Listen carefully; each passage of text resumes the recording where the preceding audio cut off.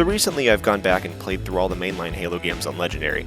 As I'm making this video, I'm about halfway through Halo 4, and compared to the other games on the Master Chief Collection, this one was quite a departure. Halo 4, as I'm sure you already know, was the first mainline Halo title to be developed by 343 Industries. Now, tons of stuff has been said about these games and its sequel, He Who Shall Not Be Named. But I figured, as Halo is my favorite video game series of all time, and Halo Infinite is coming out, well, sometime in the future, now is as good of time as any to give my 2 cents on one of the most polarizing things to come out of Halo 4. No, not that. No, not that either.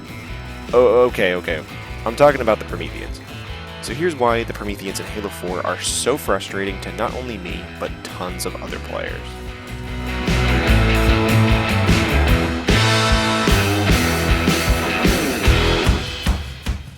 So in order to talk about the Prometheans, I really have to make a cheap comparison to the other staple enemies of the Halo series, the good old Covenant.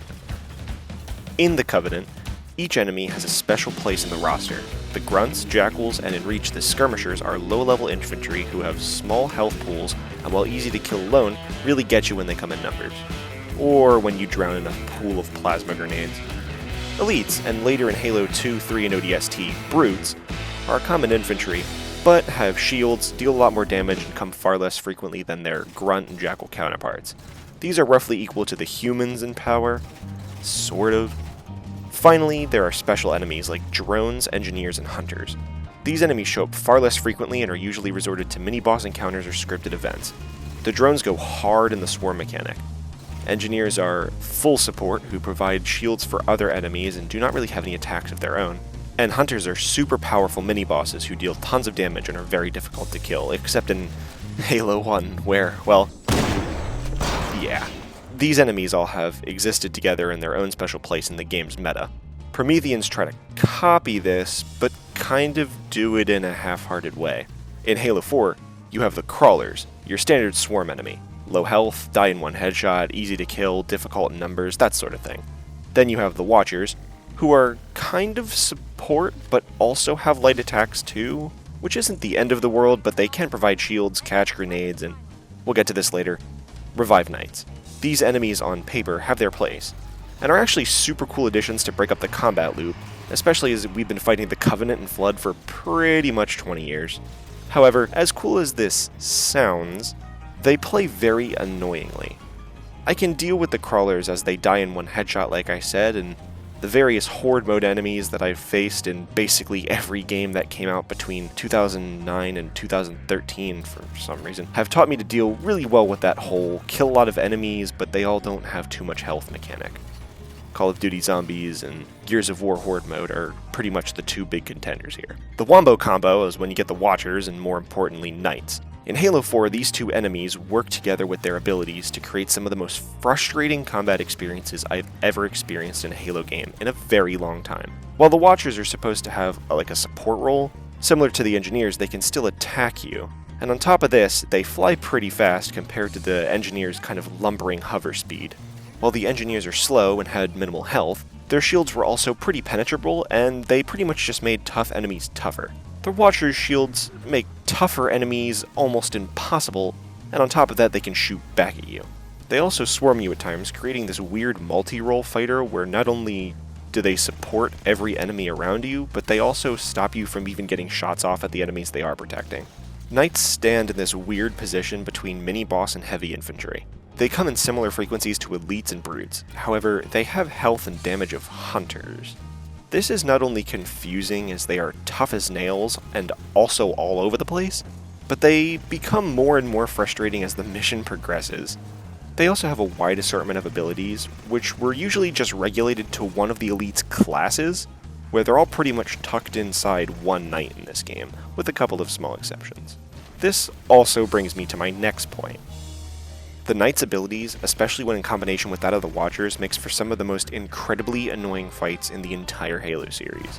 The Knights can carry one-shot kill weapons, no surprise there, they're tough infantry and this is not the first time this has happened in Halo games. Jackal snipers. They can have one-hit melee, again, not dissimilar from previous enemies fought, Elites with swords, and they get to spawn the Watchers out of thin air. The Watchers, like I said, can provide shields for their allies, toss back grenades, and revive Knights. So I'm sure you've noticed the sneaky, cheeky combat loop here. Watchers revive knights, who then spawn more watchers, who then revive more knights. This loop is incredibly frustrating, because when fighting the Covenant, a killed enemy is one less to deal with, same thing with like the Flood. When fighting the Prometheans, this is not necessarily the case. The knight's death, which should be very rewarding to the player, can become completely mute by a stray watcher that popped out when you weren't looking. And popping watchers to prevent this fiasco in its entirety can be made completely useless by end-check knights, who will constantly spawn more watchers until there's a nice swarm above them, like a bunch of angry bees. While this is certainly beatable, it's just incredibly unsatisfying to deal with, and super frustrating when you are in a large area with tons of these enemies dragging on fights with respawns and revives. This sort of segues into my next point. Point 3. Player feedback.